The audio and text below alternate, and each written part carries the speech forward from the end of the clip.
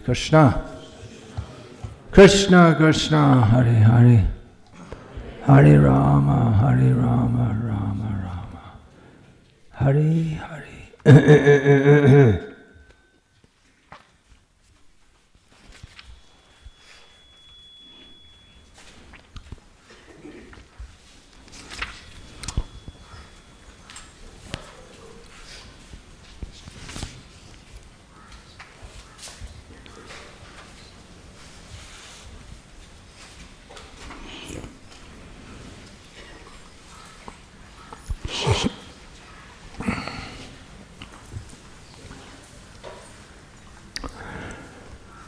Shri Vishnu-sahasranama, Shloka 48, name number 446, is Yajna,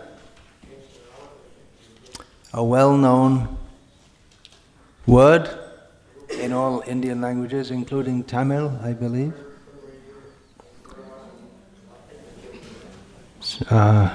Apparently this should be properly pronounced Yajna. There are different ways to pronounce this.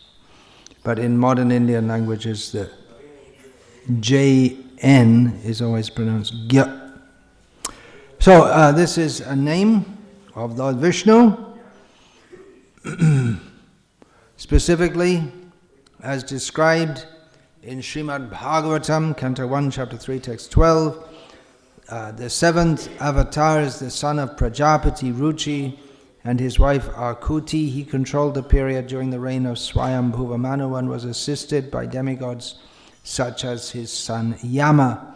And this is the meaning that Baladev Vidyabhushan, the Gauriya Vaishnav commentator on Vishnu-sahasranama, gives. Apart from this avatar of the Lord, this particular form, this name may refer to Lord Vishnu.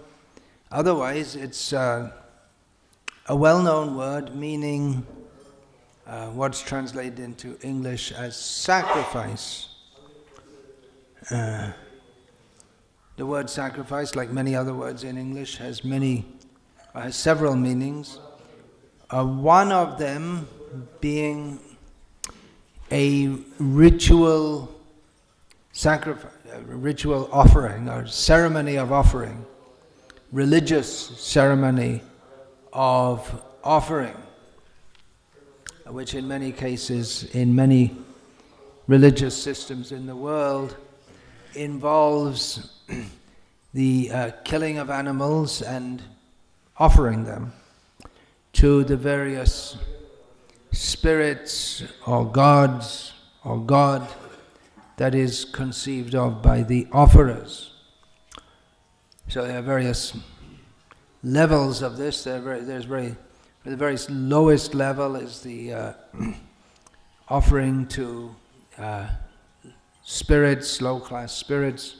In the mode of ignorance, there are also, within the Vedic culture, in the persons in the mode of ignorance, they may offer animals which they desire to eat, to goddess Kali, highest,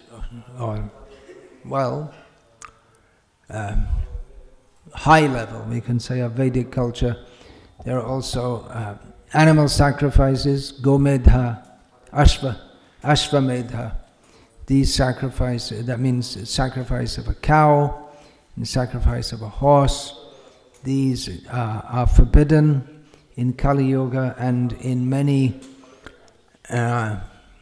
religious traditions in the world. In fact, I think pretty much all of them. As far as I understand, the Roman Catholic Mass, which probably most of you are not familiar with the exception of... Are you familiar with the Roman Catholic Mass? Slovakia is Catholic, and you're also familiar with that, coming from a Catholic background. As far as I understand, it symbolizes the sacrifice of Jesus. It's supposed to be a mystical reenactment of the Last Supper, in which Jesus he's preparing to sacrifice himself this is how it's interpreted in Christian mythology, we can call it. They call it Hindu mythology, but I think if we examine objectively, Christian mythology would be the term would be more appropriate. So the idea is that Jesus, he broke the bread and distributed and drank the wine, and he said, this bread is my body, and this wine is my blood. So by eating this, you're ritualistically eating Jesus. And they go on. And there was an idea in the original Christian Mass that they give food to everyone, just like we distribute prasad, and it's supposed to be the body of Jesus. So it's the same idea. We distribute prasadam, and it is non-different from Krishna. Now they just make some ritual of some little wafer of bread, which it's not really bread at all. It's specially made just for this, and only Catholics in good standing are allowed to take it. If you get kicked out of the church by the Pope, then you're no longer allowed to take the Holy Communion, it's called. And then you have to join all the majority of the population of the human race that's ever been in hell, because you can't take the Holy Communion anymore. Anyway, the idea is that it's probably not much thought about by the people who attend masses, but it's in the spirit of sacrifice. And presumably the Christian Mass was Catholic Mass. I don't know what they're doing there. But that was incorporated into it's not that Jesus said to do it. In fact, Jesus didn't make any church or any priests, bishops, popes, nuns, or any such thing. But in the culture of the Mediterranean areas at that time, in which Jesus appeared and in which the whole movement that grew up in his name shortly after he passed away was in the beginning mostly in the Mediterranean area, and there, as probably much else of the world, people couldn't imagine religion. For them, religion means there has to be some ritual sacrifice. And so they made this Mass, because they had to have some ritual sacrifice. At the same time, they didn't want to worship idols and all this kind of thing. So sacrifice. Of course, in Kali Yuga, the sacrifice, the yajna, we should be a little careful not to use these two words interchangeably, because the term yajna in Sanskrit has a far greater connotation than that of sacrifice. Of course, in translating words, almost any word from one language to another, unless they're very close languages, there's going to be some difference, even slight, of meaning. So, yajna, there are various kinds of yajna which are mentioned, and the whole idea, which are mentioned in the Vedic literature and which are or previously were practiced. In Kali Yuga, the sacrifice is Sankirtan Yajna, chanting, the congregational chanting of the holy names of Krishna. Krishna Varnam Tvasha Krishnam Sangopangastra Parshadam Yajyair Sankirtana Prayar Yajanti hi Sumeda Saha. So Yajanti, that word comes. It's generally translated as worship. People in Kali Yuga, people who have good intelligence, they worship the avatar for Kali Yuga, who is Krishna but not Krishna. He's Krishna but he's not black. They worship him who appears with his associates, weapons, etc., by performance of Sankirtan Yajna. If we understood how important the concept of Yajna is in Vedic culture, then we'd have more appreciation of what it means when it's stated that in Kali Yuga the Yajna is Sankirtan Yajna, because this is Yajna is really the whole culmination of all the activities of the Varnashram system, and it's a process of worship. Yajanti, they worship. So that word can be used otherwise also, just like yanti deva vrata devan pitrin yanti pitri vrataha puteja yanti puteja madhyajino piyanti mam. So madhyajino, by the worshippers of myself, Krishna says. So yajna is a system of worship, of sacrifice. The English word sacrifice, it very much conveys the meaning of giving up something that is dear to oneself, giving it to someone else, or forswearing it for the sake of others, or for a higher cause or better benefit. It can be used in various ways. But it generally, giving up something for a noble purpose, something that one could have personally enjoyed, but chooses not to do for the higher benefit of others. Just like some of you may remember a few years ago when after the general election, the Congress had they won the election. They had more seats, at least with their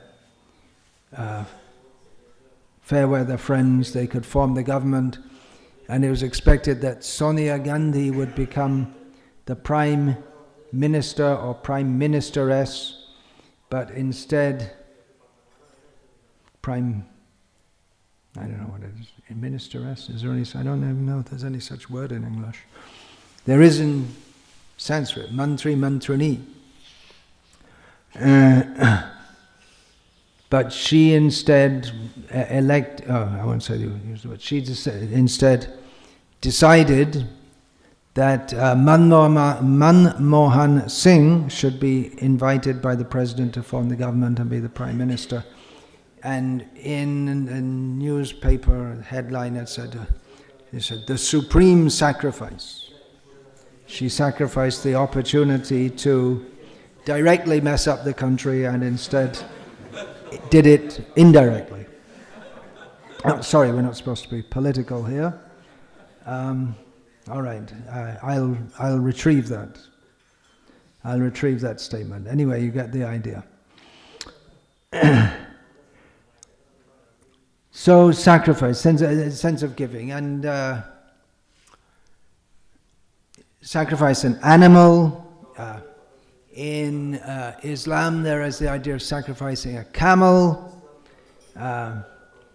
because camel is very valuable to the Arabs in the desert. It's so central to their subsistence and way of life. In the pre-oil times, or the nomadic Arabs, they very much depend on the camel. So it's a great sacrifice. Of course, after sacrificing, they'd eat the meat, camel's meat, but at the same time, they lost a camel in the process. So the idea is that you offer this to God. Similarly, in South America, in some religious cults, they may sacrifice a llama, a kind of animal that is acts as a pack animal and gives milk, similar to the camel in the desert, but is suited for mountainous terrain, so they may sacrifice a llama. It's very valuable to them, so it's a great sacrifice. It's a loss to them, but they feel they have to offer that to God, to the god or to some spirit, to appease them. If things are going wrong, the weather is very bad, or the crops are failing, then they think it must be because the god is not pleased. So we need something to make him happy. Okay, we'll kill this animal and offer the blood, because the god likes to drink the blood. And that's the idea. And then everything will be all right. So that's the idea. So making some sacrifice of an animal. The idea that God likes to drink the blood is not there in the Vedic sacrifices, although it may be there in those which are executed by those who are offering to Kali. There may be the idea that she likes to drink blood, but it's only an idea because she doesn't. As Srila Prabhupada explains in one purport, Kali is a manifestation of Durga, who is wife of Lord Shiva, who is a Vaishnava, and like most Vaishnavas, with a few exceptions, Lord Shiva is not a meat eater. He only takes the food which is offered to Vishnu.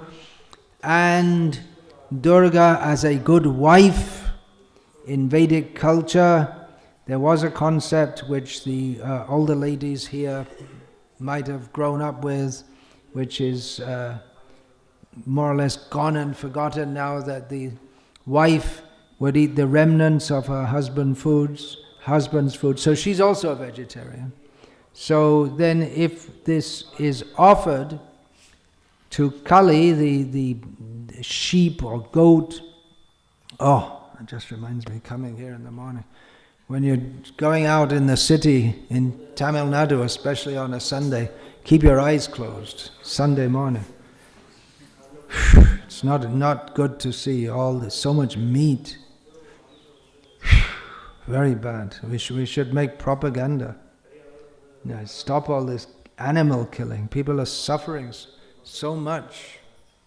They're suffering so much, and they think they'll get a little pleasure by eating meat on Sunday, but they don't know that by eating that meat, that's the very cause of their suffering. One of the causes of their suffering. Very horrible to see. Actually, a Vishnu temple should be established in a sacred place. This meat eaters should be a long way away, but they're right in the village next door.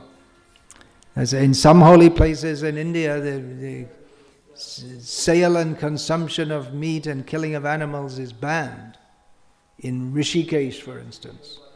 In Vrindavan, I asked that, is there any meat shop? He said, well, there was, someone tried to open one, but it got burned down.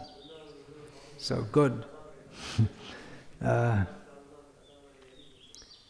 So we should make that a rule. In the vicinity of a Vishnu temple, no, and actually Shiva temple also, because there should, and no meat eating allowed. And then just make Vishnu temples everywhere, and then stop all the meat eating. Actually, we should be doing this kind of thing. Our movement should have come to that level. We're lagging behind here. So, sacrifice, yeah. So, the ultimate sacrifice is the sacrifice of oneself. That's the spirit of sacrifice, that it's not all for me, that should be given. Not that all the work I do, it's not just for me to enjoy. Something should be offered in sacrifice. So that's in the karma kanda, and when that spirit becomes totally internalized, then one acts as a karma yogi, one kind of karma yogi. But within the varnashram system, even if someone is very selfish, they still, by nature, they still have to perform sacrifices. But the idea is that by giving, you get more back. And that's pretty much the whole attitude in pretty much all religion everywhere. So many people go to Tirupati and put money with the idea it's a good investment. You give money, you get back. You get back more. Or someone, and actually we find it usually works also. I guess it works with Sai Baba in Shirdi also. I mean, why are people mad in going there? Some perverse energy, some perversion of this principle is working there. People worship because they have the idea, maybe not in terms of money.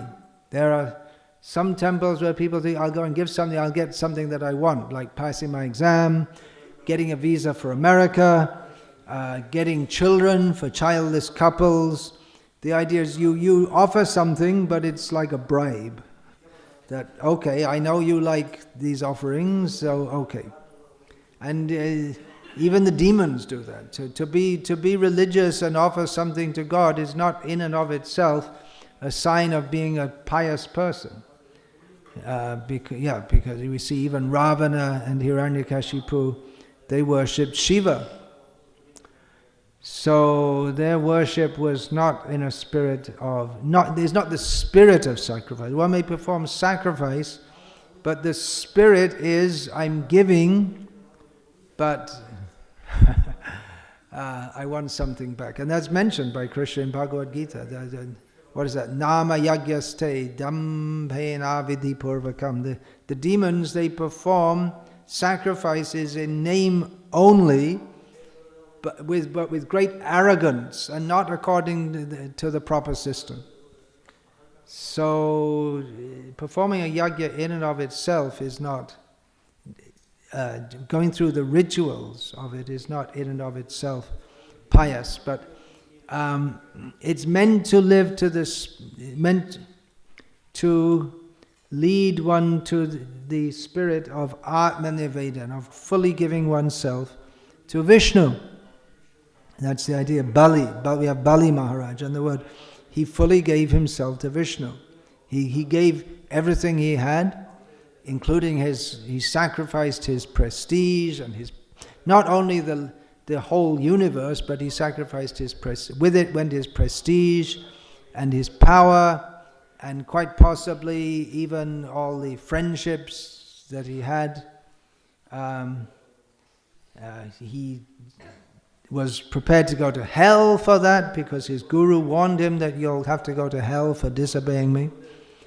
And he ultimately gave him his very self by offering his head as the third footstep for Vamana.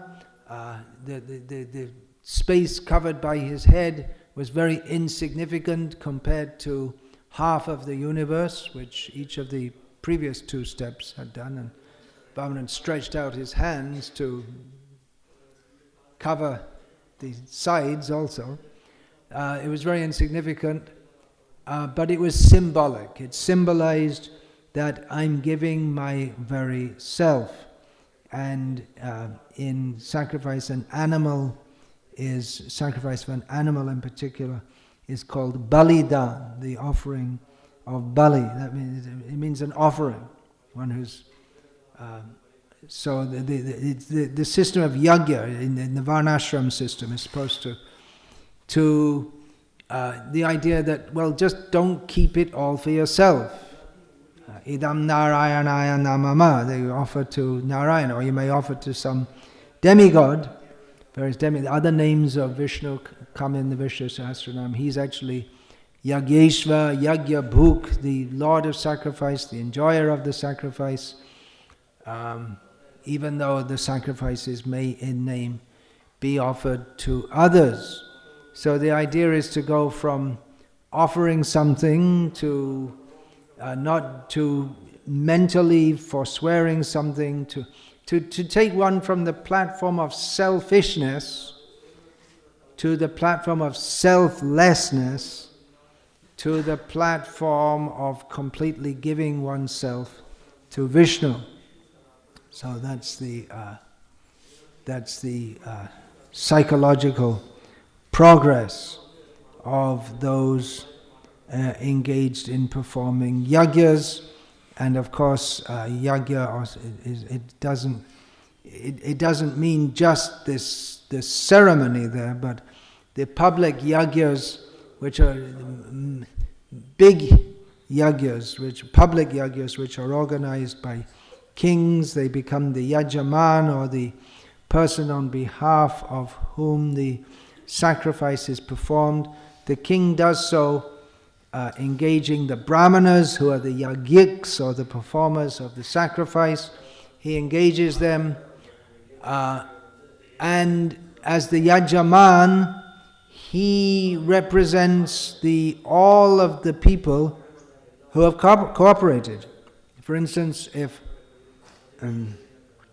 grains are offered in the fire, then the grains are produced by the Vaishyas with the help of the Shudras, under the direction of the Kshatriya, the king, and with the rituals performed by the Brahmanas. So everyone's involved.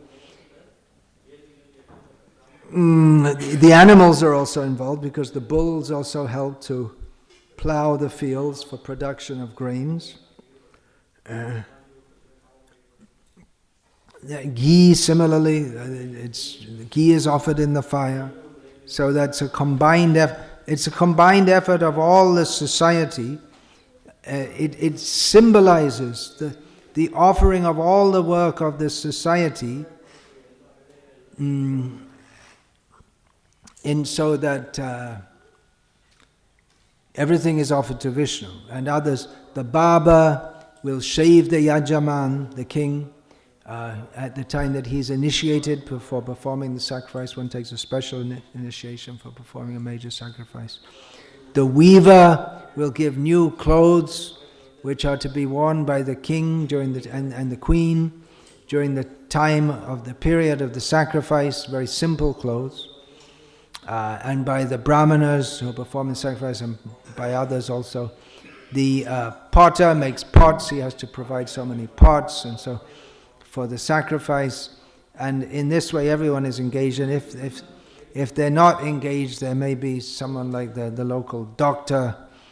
He may not have any direct involvement, but the very fact that he's part of the whole society, which is engaged in producing materials which are used for, they're ultimately made for the sacrifice. Big sacrifices will also require construction of an altar, and people have to, if people are coming from some distance, guests are invited, so temporary structures will be built by carpenters, and everyone gets to do something, and it's all offered ultimately to Vishnu. So yagya means Vishnu. It can be understood something in this way: dharma viruddho bhuteshu kamosmi bharatarshava. Krishna says that I am that desire which is not contrary to religious principles. This particularly refers to the sexual act. So the sexual act, if performed according to religious principles, is Krishna. It means that Krishna is fully present or represented by that. So in the same way, yagya, everything, the yagya itself and everything that is involved in preparing for the yagya, which means all the activities, all the economic activities of the society, it's all culminates in yagya. So in this way, the whole society, everything it does, is connected with Vishnu. Swakarmana tamabhya cha sinding vindati manavaha. Krishna says that by the 4 orders. He specifically says,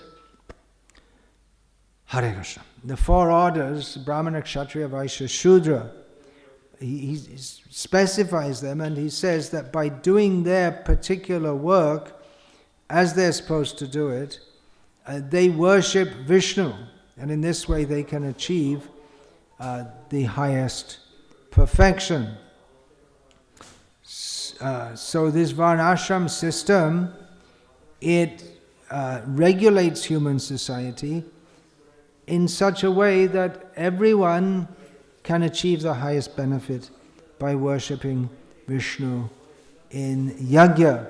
That Varnashram system, it's not possible to organize it fully in the manner that it was previously, but still everyone can come together and chant the names of Krishna, and by doing so they will achieve all the benefits, and actually more that people did previously by performing yajna. In Bhagavad Gita there is a section in the 4th chapter in which Krishna, the Supreme Personality of Godhead, elaborates on the process of yajna. Of course, yajna is mentioned at various places throughout the Bhagavad Gita. It is described by some commentators that the battlefield of Kurukshetra was just like a yajna in which the arrows of Arjuna, they were like the offerings into the fire, and the people being killed. The whole battlefield was just like a big yajna, and Lord Vishnu, Bhagavan, Krishna was personally present and accepting the efforts of his devotees. So, throughout Bhagavad Gita in various places, the word yajna is used, and specifically there's a section in the 4th chapter which describes that, describes the process of yajna. Beginning with verse 24, in which Srila Prabhupada, in his translation and purport, doesn't directly link it to yajna, but other commentators do, and clearly from the words, it's clear that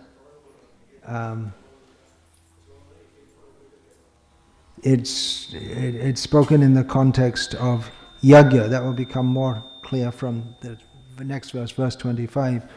So, verse 24. Brahmarpanam brahmahavya brahmagnau brahmana hutam brahmaiva tena gantavyam brahma karma samadhina. So, brahmarpanam. Arpana means offering. So, yajna is all about offering. So, the word, you will have heard the word Brahma 1, 2, 3, 4, 5, 6 times within this verse. So the point is that everything becomes spiritualized.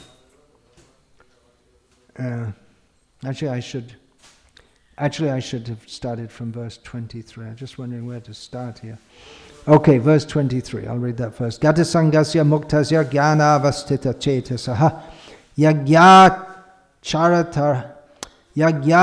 charatara karma samagram pravaliyate. So the work of a man, so it is described here, the person who is not attached. It's difficult when you read a verse, but it refers to everything before it. So it describes a self-realized person who is unattached to the results of his work in this world. So, the work of a man who is unattached to the modes of material nature and to everything else, he's the work of a man who is unattached to the modes of material nature, gata sangasya muktasya, and who is fully situated, jnana avastita chetasaha, and who is fully situated in transcendental knowledge, merges into that means yagya charata karma. That means that all his work is a sacrifice. Or yagyo vai Vishnu. Srila Prabhupada quoted that previously in his Gita purport. Yagya means Vishnu, so Srila Prabhupada gives that meaning here. Yagya, all his work is for the sake of Krishna. Srila Prabhupada translates the whole Bhagavad Gita as it is by giving the directly Krishna conscious meaning, which Srila Prabhupada said is the meaning, therefore it's Bhagavad Gita as it is.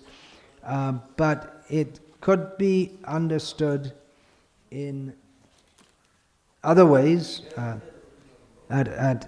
or indirectly, to say that all his work is yagya. Just by his very attitude of being detached from this world, offering everything into transcendence, which means Krishna. Yagya charata.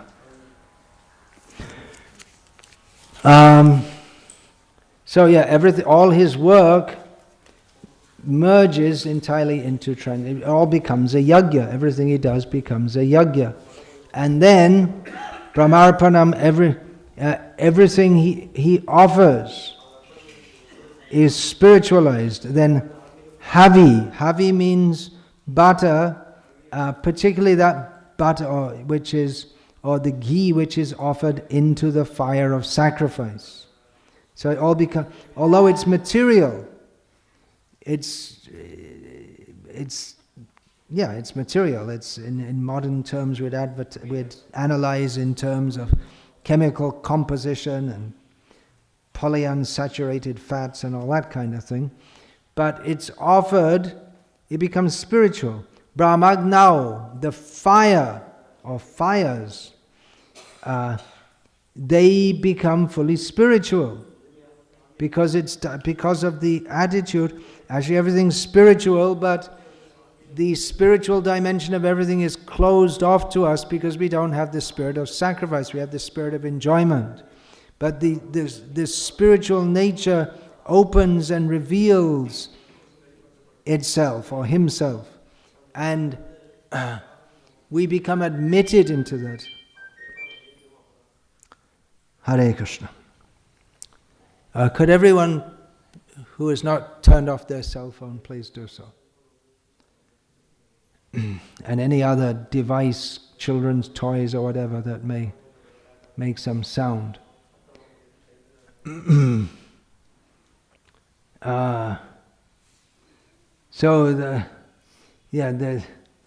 become qualified to enter into that. We become accepted.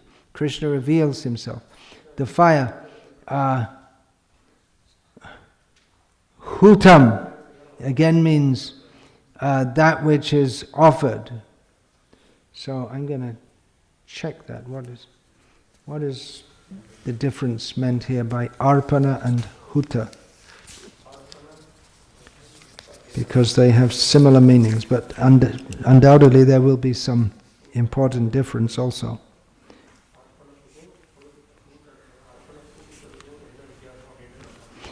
So brahmaiva tena gantavyam, that such a person goes to the spiritual atmosphere. That is his destination. That's where he goes to. That's his destination, because all his work is completely spiritualized.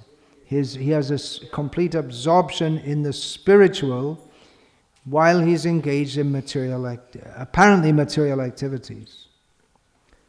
So, Srila Prabhupada often explained that a materialist and a devotee may appear to be working in the same way. They may have much the same activities. A spiritualist may be maintaining his family, materialist also. But the spiritualist does it for the sake of Krishna. Materialist does it for the sake of his own sense gratification. So they get a different result due to their attitude. Text 25. Daivam eva pare yagyam yoginah paryupasate brahmagna vapare yagyam yagyena evo pajuhvati. So in worshipping the demigods, so there are different kinds of worshippers. So some people worship the demigods. Other different kinds of yogis may worship the demigods, and some of them offer to the Brahma, to the Supreme Brahman. Then different kinds of sacrifice. Apart from directly sacrifice with fire, there are different kinds of fire which are described.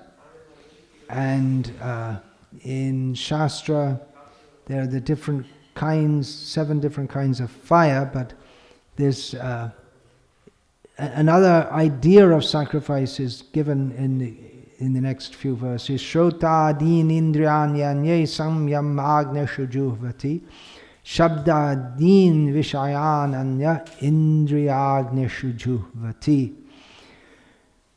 Different kinds of sacrifice. Some, they offer their hearing,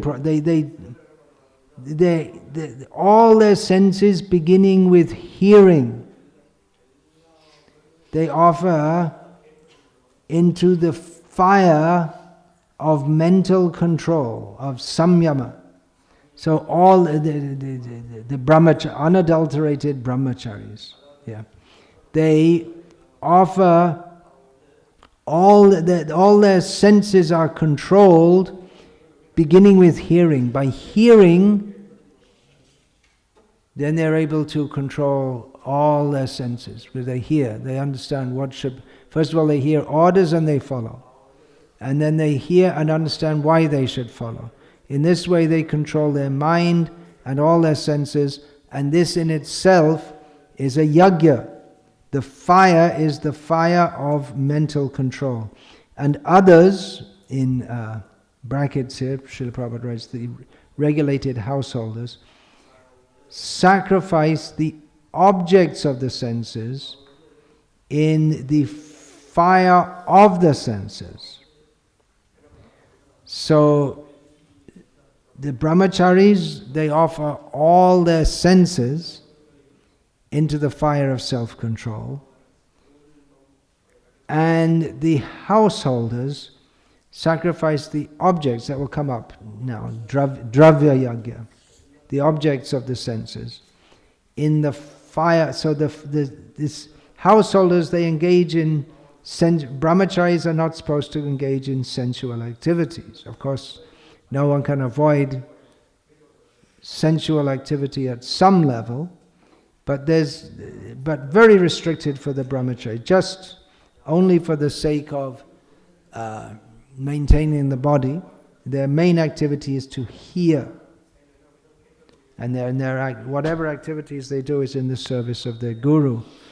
The householder has a license for sense enjoyment, but he doesn't indulge in the spiritually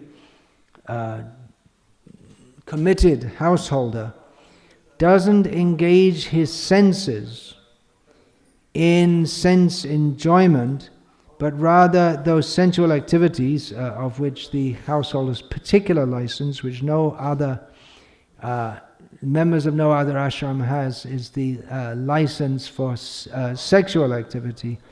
But he sacrificed the objects of the senses in the fire of the senses. That is his yajna. That by acting as a householder, that's actually a yajna for him. So in this way, everyone is in performing a yajna. Savani indriya karmani prana karmani chapare atma sangyama yogagnau juhvati jnana dipite. Others who are interested in achieving self-realization through control of the mind and the senses offer the functions of all the senses and of the life breath as oblations into the fire of the controlled mind. So that seems to be it's a rehash, or stated in another way, that which was stated in the previous verse, which I'll make a note of also, because I didn't notice that before, even though I read it maybe hundreds of times.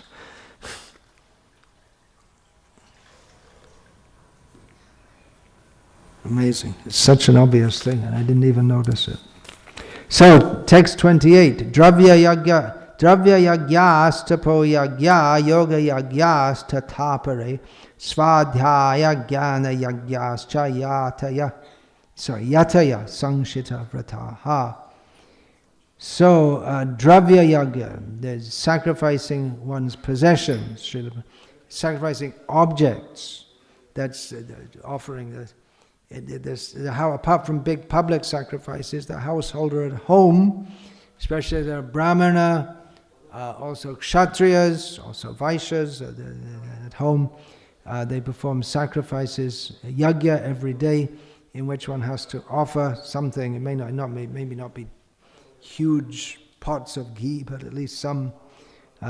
So one sacrifices one's possessions. And apart from offering into the fire, there's also the idea of all one's possessions are not meant for me, they're meant for the service of others. And particularly in Vedic culture, if a guest comes to a non-scheduled guest, he just turns up, that would generally mean a traveling brahmana, or someone brahmana who's who always just travels here and there from one holy place to another, a sadhu like that. Or it may mean someone who's a brahmana who's on a pilgrimage, or for whatever, for some work or other. He's going from one place to another. Maybe he's going from one place, going to the king's capital, to for whatever reason. They may go there to beg something, or to instruct the king, or whatever. So he becomes known as Atiti, guest, is translated as unscheduled guest. Atiti is Deva, he's God, he should be treated just like God, with the idea that whatever is in one possession, one should offer it to such a person. Of course, the guest should not take advantage. A Brahmin is supposed to be renounced, and that's why he doesn't just say, okay, well, you offer everything to me, okay, well, I think I'll stay here and you can go and you can leave your wife here. But he doesn't do that. That's why because just as Narayan himself doesn't have the exploitive spirit, so someone who's fit to be worshipped as Narayan, he's fit to be worshipped as such because, like Narayan, he doesn't have the exploitive spirit. He has the spirit to help others. Whatever he has, he wants to help them with it. So rascals who take the position of brahmanas and gurus and now you give to give, I'll exploit. They're simply rascals who have usurped that exalted position of being a brahmana and a guru. So one should offer everything. That spirit of offering everything, we see that in the life of Bilvamangal Thakur. He wanted the Vaishya in whose house he had come to, you give me your wife. And Vaishya said, okay, that's I have to do. Visiting Brahmana he wants. So he was prepared to do that. And of course Bilvamangal then sense again came to his mind, and he took the hairpins from the lady's hair and gouged out his eyes with that. So, dravya yagyas, tapo yagya, another kind of yagya, the fire of austerity, tapasya, that's, we also have the word related to that, tapa, heat. The idea that the fire of austerity burns just like fire purifies. If a precious metal like gold is mixed with impurities and put it in the fire, all the impurities will come out. An expert metallurgist who knows how to do this, how to purify, to extract the pure metal, whether it's iron, copper, silver, gold, whatever, from its ore, so that you only get the pure substance is left by fire. So the idea is that by the fire of austerities, the impurities burn out. And actually, by performing austerity, one can actually produce fire. Sometimes the yogis, they do that. They decide, well, I've done enough austerity, I think I'm ready to go to heaven, so they just sit down and burn their body up. They know how to ignite the fire within their body. Fire is within every living body, and they just ignite it. Or their angry look, fiery look. Sometimes we say if someone looks angrily at another, we'll say he fierily glanced at them. But the yogis, they can actually not just look like fire, but actually produce fire and burn others up.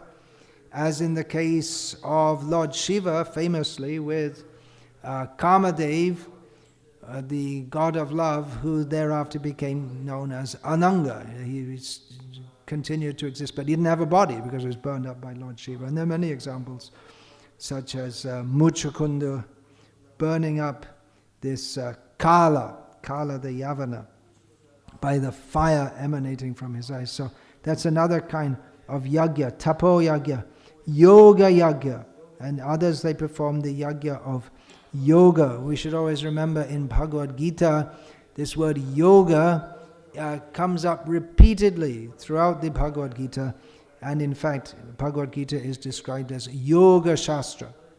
But it doesn't, in Bhagavad Gita the term yagya doesn't mean this, doesn't primarily mean, and hardly even secondarily, this performing various asanas and exercises. At Rishikesh, I was staying by some arrangement by the two main, on the other side from the main town, there's the, what's it called, Swagashram? Something, No, Shivananda's on the other side, but on the other side there's the Swaga, something like that. There are two main ashrams on that side, and on the main side where the main town is, the Shivananda ashram is there, which actually doesn't look very big, but two main ashrams there. The Paramarth, who organized this international yoga week, and the ashram, or what the set up, organized by Gita Bhavan, based in Gorakhpur, who have the Gita Press, the very name Gita Press. They produce so many Gita. So the Gita Press or the Gita Bhavan people, they don't like this Paramarth, this ashram there, because they promote yoga as being all this exercise and so-called meditation. They say, no, you're in Bhagavad Gita, which they promote, the yoga means, it's got a much broader meaning, and the central meaning of yoga is not exercises or even meditation, but it is to link with the Supreme. As Krishna tells Arjuna, Tasmat yogi bhava Arjuna. You should be a yogi, yoga yukta bhava Arjuna. You become linked in yoga. So the whole of Bhagavad Gita is meant for yoga, and those who specifically practice yoga, that's also considered a yagya. Svadhyaya, that's another. Swadhyaya is a personal study. One hears from the Guru, and then the Guru may tell him, you study this book and this book. You have to personally study it also, and that's also one kind of yagya, which is particularly undertaken by the brahmacharis, can be undertaken by others also. Swadhyaya jnana yagya. In this way they perform jnana yagya, the acquisition of knowledge. We say acquisition, in English it gives the idea of gaining something for one's own gain, but it doesn't really fit the idea of maybe acquiring knowledge.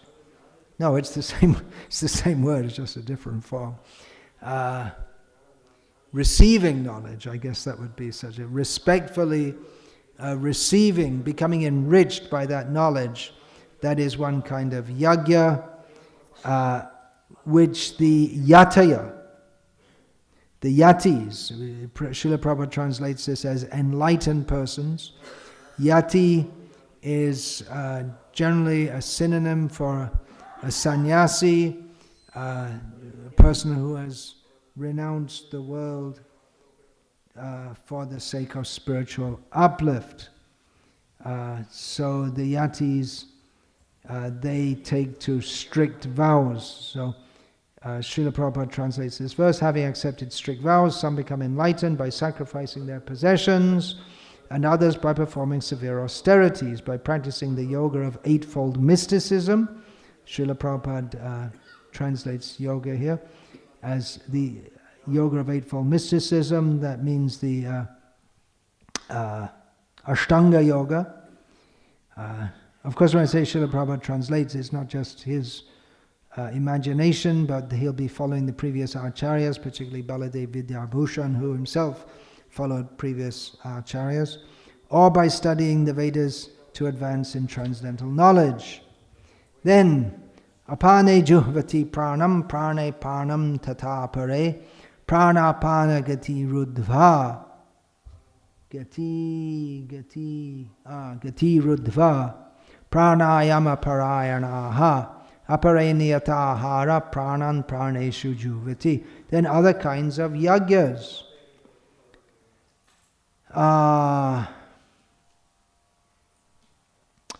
Others who are inclined to the process of breath restraint to remain in trance.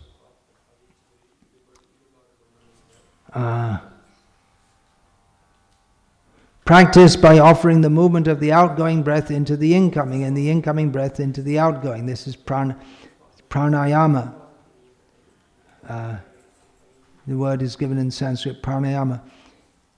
And thus at last remain in trance, stopping all breathing.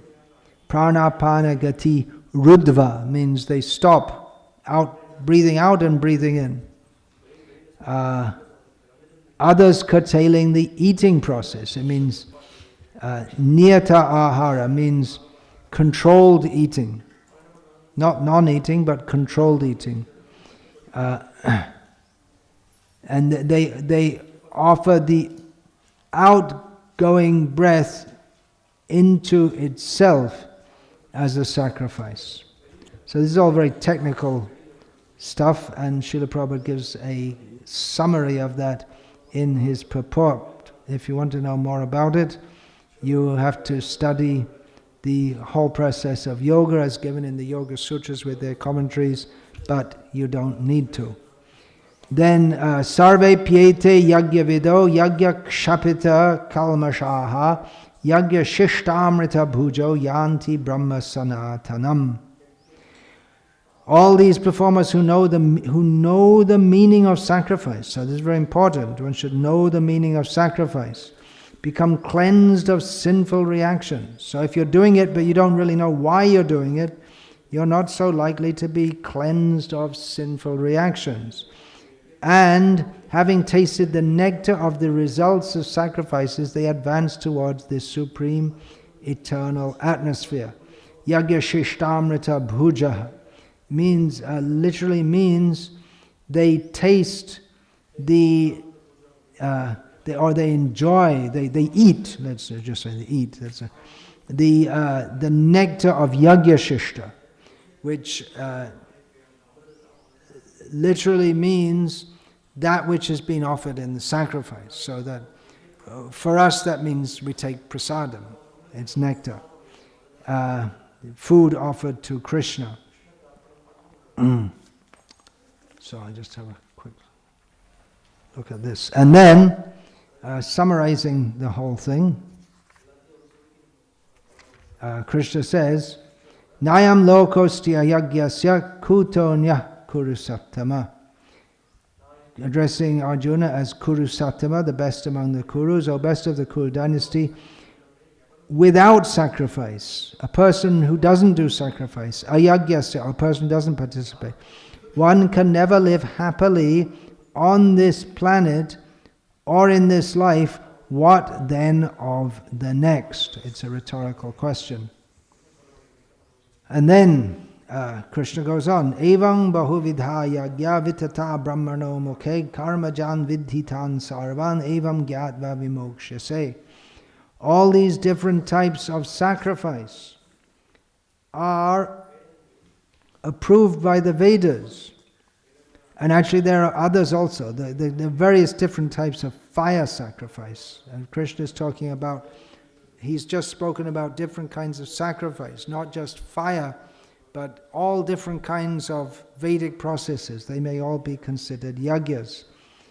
Evam bahuvidha yagya vitata brahmano mokhe karmajan vidhitan sarvan evam gyatva vimokshase. All these different kinds of sacrifice are approved by the Vedas. And all of them are born of different kinds of work. So you may wonder, what's this? Arjuna just wants to, do I fight or I don't fight? And Krishna is talking all this stuff about yoga and yoga and yagya. And Krishna brings it back that all of this comes from work or activity. So Arjuna's idea is to give up all kinds of activity. But Krishna says just understand this properly, that you have to, you're in yagya, you have to perform. All yagya is based on activity. Knowing them as such, you will become liberated. You should understand this. It's very important to understand this, otherwise we can go through the ritual, so to speak, of performing the ritual, but you won't get the result, and you won't get the full result of Brahmaiva tena gantavyam. You won't go to the spiritual atmosphere if you do it in material consciousness. If you think, okay, I put this much ghee in and I'll get so much result out, then you don't get the result of becoming spiritualized. One has to understand this. Then, Shreyan dravyamaya dyagyaj jnana yagya parantapa sarvam karma kilam parta jnane parisimapyate. Krishna says there's this sacrifice of dravya, material possessions, ghee, grains, different things one can put in the fire. Apart from putting in the fire, one may give gold, silk, jewels to the king, may give to brahmanas. In the sacrifice, he may feed so many people, so it's all part of what he is sacrificing. But better than that is the sacrifice performed in knowledge, or but Krishna says, whether you do it knowingly or not knowingly, all sacrifices, they are all meant to lead to knowing, to knowledge. So that's why this chapter, even though there's so much about yagya, but it all is, all sacrifice of work, Srila Prabhupada is right, culminate in transcendental knowledge.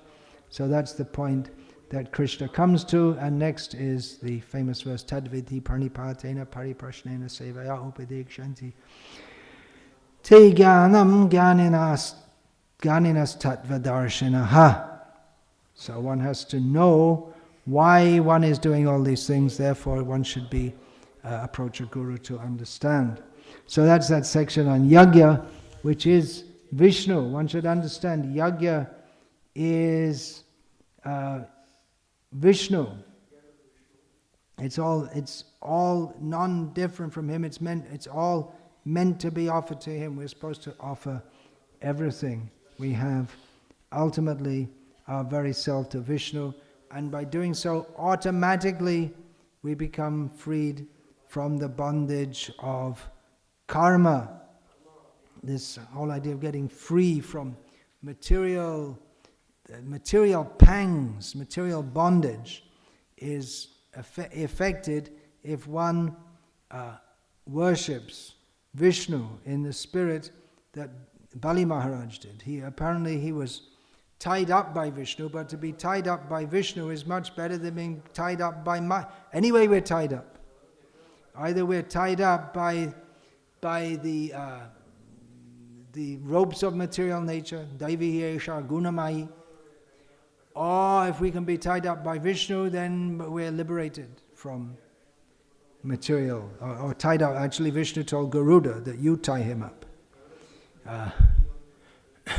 You tie up Bali Maharaj. So to be tied up, either we're tied up by the ropes of Maya or by Pranaya Rasanaya, the ropes of love by which the devotee ties up Krishna. So instead of being tied up by the ropes of Maya, we get free and we tie up Krishna.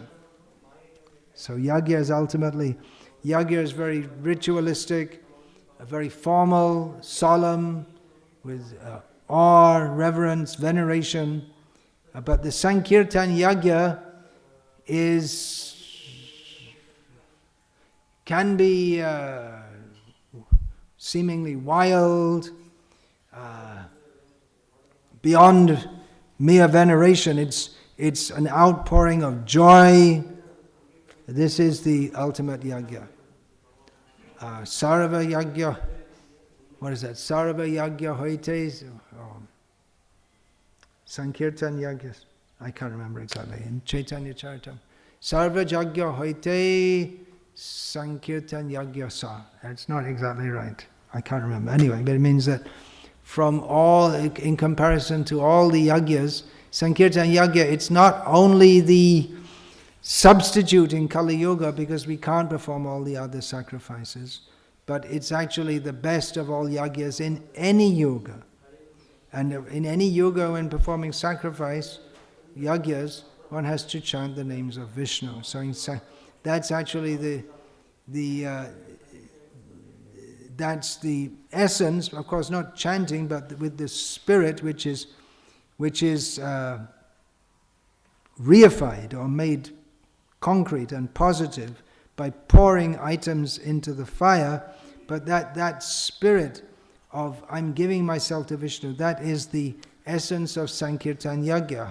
Srila Prabhupada told us that the meaning of Hare Krishna, Krishna Krishna, Hare Hare, Hare Rama, Rama Rama, Hare Hare. The Maha Mantra means that, oh Krishna, oh energy of Krishna, please engage me in your service.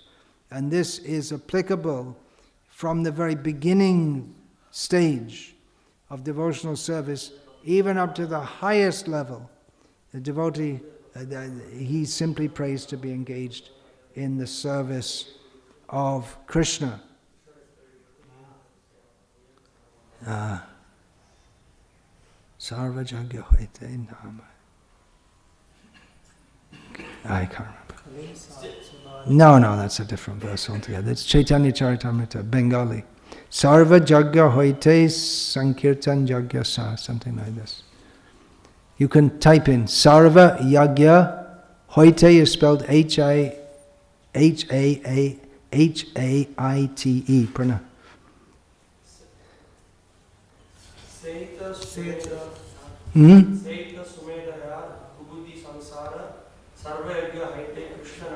It's Krishna Nama Yagyasa, that's it, yeah. Sarva Jagya Hoite Krishna Nama Jagyasa. Yeah, that's the Bengali explanation in Chaitanya Charitamrita of the Krishna Varnang Trishar Krishnam verse.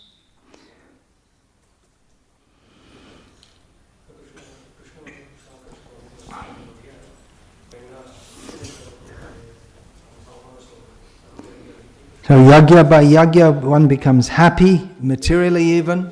So by Krishna consciousness, one becomes happy. Krishna says in the 3rd chapter that by performing sacrifice, the demigods become happy. So Krishna makes the demigods happy by accept.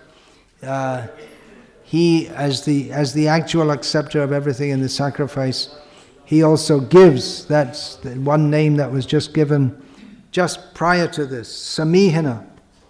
It means the one who places the demigods in their positions. So Shankara, he links that name with this name Yajna to say that by Yajna, the Supreme Lord establishes the demigods in their positions and allows them to enjoy the sacrifices. And he makes the whole system by which offerings can be made to them, by which they become happy. So the demigods and the humans become happy by the performance of sacrifice. What's that in the third chapter? Ishtadeva. Just at the beginning of the third chapter. By this performance of sacrifice.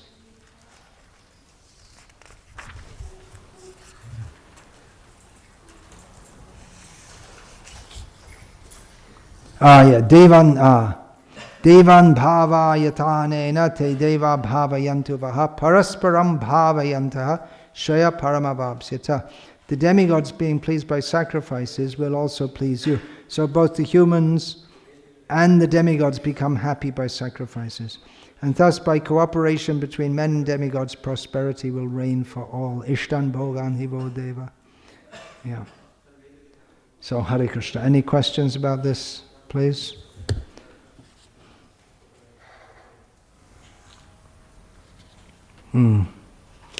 Oh, just some other dictionary meanings of yajna. Yajna also means an offering, the offering itself, that's already there in the Gita. Brahmarpanam, prayer, praise, devotion, worship, fire. These are all meanings of yajna from the Sanskrit dictionary. Yes, please. In different ages there are different yoga dharmas, yeah. But in all of them they have to chant the holy name. Well, the holy name is not emphasized in other. There is in the Satya Yoga, Kriteya Dhyato Vishnum. One meditates, so the mental perception of Vishnu is given emphasis there. Then in Tretayam Yajyato Makai, in Treta Yoga by sacrifice, in which they chant the names. In deity worship, Dwapare Paricharyayam, in deity worship, their names have to be chanted, mantra, the Namatmaka mantras which are composed of the holy names. But in Kali Yuga, emphasis is given. Therefore, as you just read out, Kaling Sabhaji Antyarya, Gunagya Sarabhagina. What is that? Yasmin Sankirtaneinaiva Sarvarto lab Tato Swarto Palabhyate. So persons who are most intelligent, they worship, they think Kali Yuga is the best. Because simply by Sankirtan one can get all benefits, material and spiritual, by the simple process.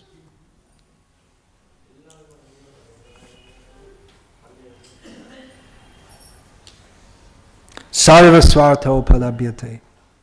That's it. Sarva swarto palabhyate.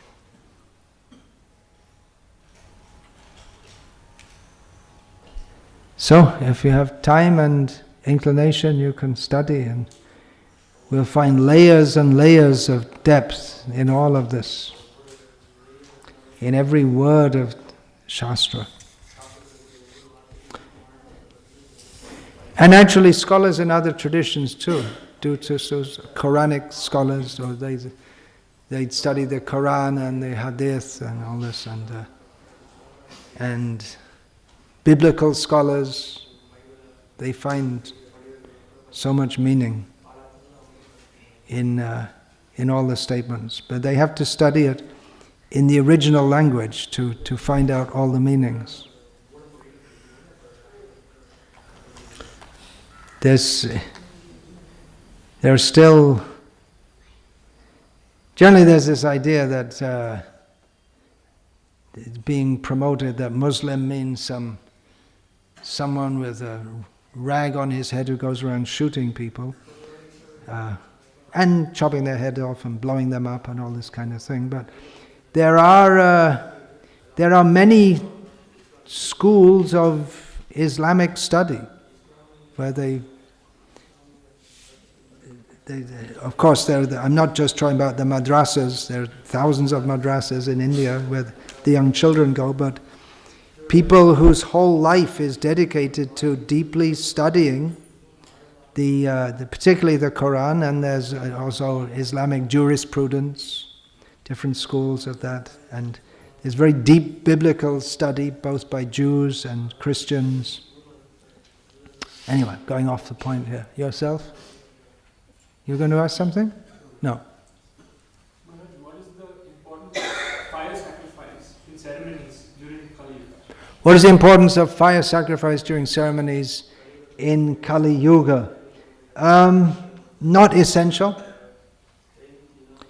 at all. It's quite possible to install deities without, if we think about what's the most sacred kind of ceremony we could do, we'd probably come up with installing deities, right? There are so many. But even for that it's not required. You can just do Sankirtan. Srila Prabhupada had sacrifices and rituals performed for installing deities in temples in India and elsewhere. But particularly in Vrindavan, he mentioned in a purport in his 6th canto of Bhagavatam that the real sacrifice was the Sankirtan going on by his disciples who were considered by the local people to be malechas. And they had all these Brahmins doing all the yagyas. But Prabhupada said the real sacrifice for installing the deities was the Sankirtan yagya. So it's not required at all, actually. But may be done also, because there's nothing wrong with it by any means. But at the same time, we should always remember that Sankirtan Yagya is most important. And we're making brahmanas, but brahmana in the modern, or in the context of this present time, is not one who's, just like I heard just recently, Prabhupada saying, a brahmana doesn't mean, big shika, big earrings, big tilak, big belly, big ego. It means a Vaishnava. So one who's fully Brahmarpanam Brahmahave Brahmagnau Brahmana Hutam Brahmaiva Tena Gantavyam Brahma Karma Samadhina. One whose all activities are fully dedicated in the service of Krishna is a Vaishnava, and he is the best Brahmana. So, and what does he do? Satatam kirtayanto mam. He is always engaged in Sankirtan.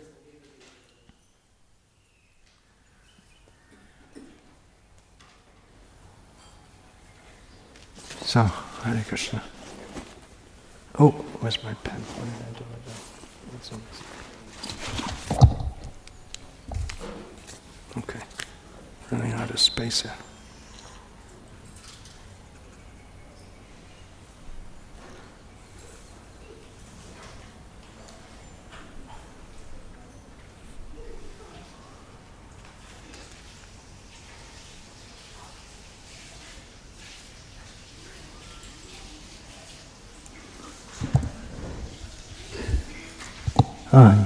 You had a question, was it? Someone else? Oh, you had, yeah.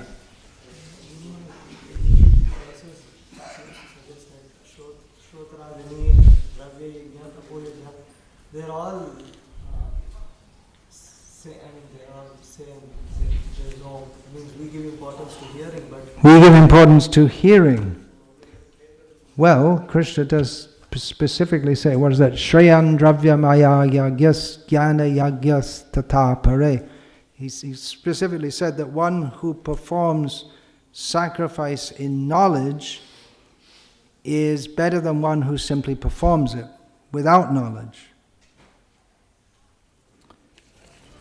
So there is a gradation. We give importance to hearing and chanting. Well, we means we follow Shastra, in which Shravanam and Kirtanam are always emphasized, in bhakti.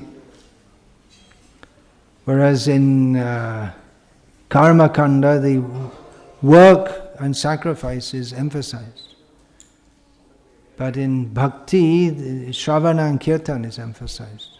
So why do we emphasize that? Well, we emphasize it because we follow the acharyas who teach us from Shastra that bhakti is ultimate.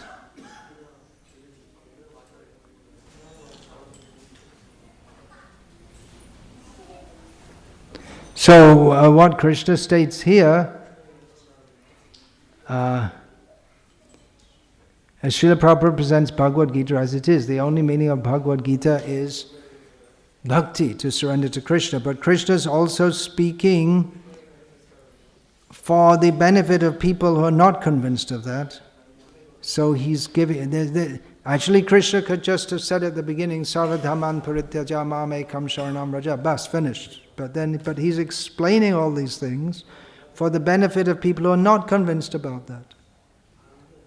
So therefore he gives an overview of all these things, explaining their different perspectives on it and the ultimate perspective on it all.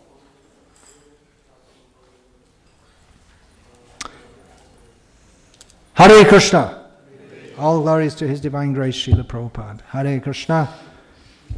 That was actually more of a Bhagavad Gita class, but anyway, Sri Vishnu-sahasranama ki jai. It's all interlinked. It's all interlinked. Bhagavad Gita, Vishnu-sahasranama, and both in Mahabharata. And Bhaktivedanta Thakur said that these are the two jewels of the Mahabharata. This Bhagavad Gita and Vishnu-sahasranama.